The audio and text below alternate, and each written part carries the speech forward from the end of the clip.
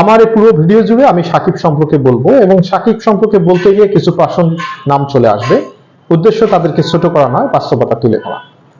আজ সাকিবের নামে অনেক নেতিবাচক কথা হচ্ছে, তার বিরুদ্ধে মামলা হয়েছে, হত্যা মামলা, এবং তাকে লিগ্যাল নোটিশ দেওয়া হয়েছে দেশে ফেরত আনার জন্য।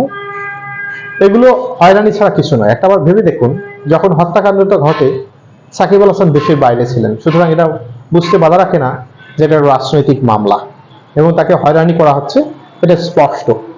যারা সাকিবকে নিয়ে নেতিবাচক আলোচনা করেন এবং আলোচনা শুনতে ভালোবাসেন, তাদের উদ্দেশ্য বলবো আমি, আপনাদের কি এমন ক্ষতি করেছে সাকিব আল হাসান?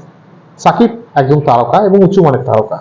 আমরা দেখেছি বিশ্বের অনেক তারকা রয়েছে যাদের অনেক ভুল ত্রুটি থাকে এবং এটা স্বাভাবিক, অস্বাভাবিক না। আমরা দেখেছি অনেক তারকাকে, সাকিব তাদের মধ্যেও একজন।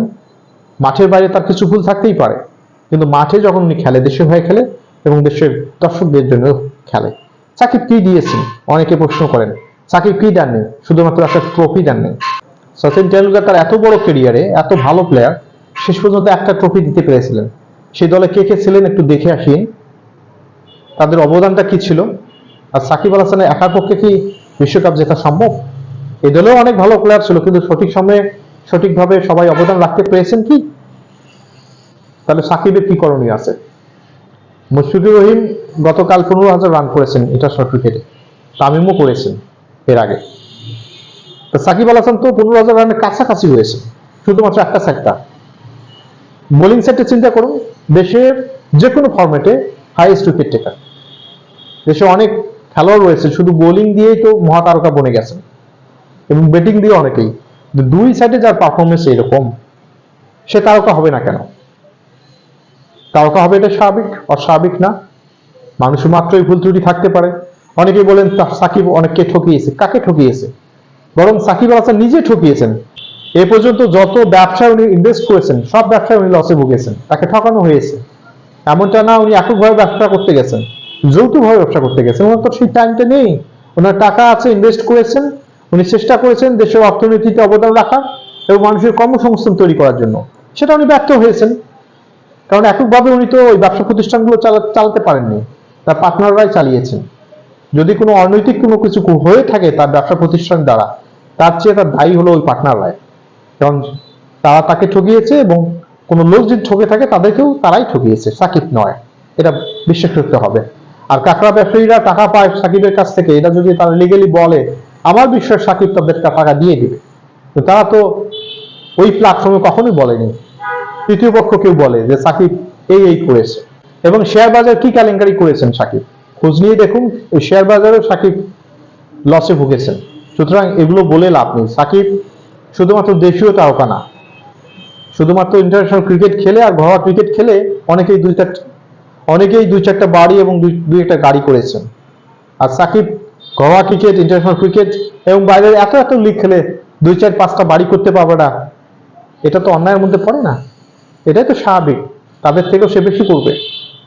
বাংলাদেশে যদি একজন ক্রিকেটার থাকে যে গ্লোবালি হিরো বা স্টার, সেটা সাকিব আল হাসান। এটা আপনাকে মানতে হবে। এত বড় তারকাকে আপনারা নেতিবাচকভাবে তুলে ধরবেন, দাবায় রাখার চেষ্টা করবেন, ষড়যন্ত্র করবেন, মামলা দিবেন, এটা খুব একটা ভালো দেখায় না। সাকিব কি করেছে? সাকিব বলেছে আপনি দেশের জন্য কি করেছেন। কেন বলেছে? বাস্তবটা চোখে ধরে দিয়েছেন। আমি যদি কাউকে বলি আপনি দেশের জন্য কি করেছেন, এর চেয়ে বেটার এটা না আমি নিজেকে জিজ্ঞেস করি আমি দেশ এবং জাতির জন্য কি করেছি। সাকিব এটাই বুঝাতে চেয়েছেন যে সবাই সবার জায়গা থেকে তার মতো করে দেশের জন্য করতে পারি। এটা কেউ কাউকে প্রশ্ন করার মতো নয়। আমি যদি কাউকে প্রশ্ন করি, প্রশ্নটা আমাকে নিজেকেই আগে করতে হবে যে আমি দেশের জন্য কি করেছি। সাকিব তো বাস্তবতা ধরে দিয়েছেন, এটাই তো সত্য। আমরা যদি সবারটা ভাবি নিজ থেকে, তাহলে দেশ তো এমনি এগিয়ে যাবে। রাজনৈতিক দল তাকে ব্যবহার করেছে, এটাই সত্য। সাকিব যদি এখন ইচ্ছা করে যে বিএনপিতে যোগ দিবেন, বিএনপি কি তাকে নিবে না? এর আগে কি কোনো রাজনৈতিক ব্যক্তি দল পাল্টায়নি? সাকিব যদি এখন বলে আমি হেফাজতে যাবো, হেফাজত কি তাকে নিবে না? এর অর্থ কি? সাকিব সব দলের সবার। সাকিবকে ব্যবহার করা হয়েছে। সাকিব একটা ব্র্যান্ড, সে ক্রিকেট খেলে ব্র্যান্ডে পরিণত হয়েছে। বাংলাদেশের ক্রীড়াঙ্গনের সেরা খেলোয়াড় সে, এটা আপনাকে মানতে হবে। তার অবদান কি আমরা জানি, ডিনাই কিন্তু হবে না। অনেকেই প্রশ্ন করেন যে সাকিবের কারণেই তামিম ইকবাল বিশ্বকাপে জায়গা হয়নি। সেখানে বোর্ড প্রেসিডেন্ট ছিলেন না, নির্বাচকরা ছিলেন না, পরিচালকরা ছিলেন না, কোচরা ছিলেন না, টিম ম্যানেজমেন্টও ছিলেন না। সাকিবের একার কথায় কি তামিমকে বাদ দেওয়া হয়েছে, এটা কতটুকু বিশ্বাসযোগ্য?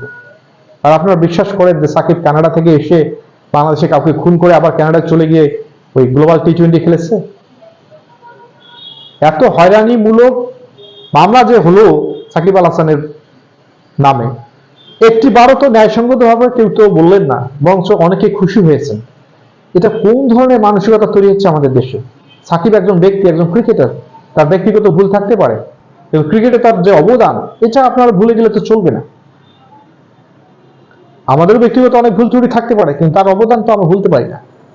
এত বিশাল মাপের একজন ক্রিকেটার, বাংলাদেশের ক্রিকেটকে ব্র্যান্ডিং করেছে যে ক্রিকেট বিশ্বে, তাকে আমরা ছোট করতেছি। অতীতে কোনো তো সাকিব ছিলই না, বর্তমানে কে সাকিবের রিপ্লেসমেন্ট সেটাও তো আমরা বুঝতে পারতেছি না। ভবিষ্যতে সাকিব মানে প্লেয়ার কে আসবে সেটা ভবিষ্যতের ব্যাপার। যেটা আছে তার মূল্য আমরা দিতে পারতেছি না, তাকে আমরা দাবায় রাখতে চেষ্টা করতেছি। বরঞ্চ সাকিবের বিরুদ্ধে নেতিবাচক প্রচার প্রচারণায় যারা কন্টেন্ট তৈরি করতেছে, সেই কন্টেন্ট গুলো হু হু করে ভিউ হচ্ছে। এই মন মানসিকতা কেন আমাদের?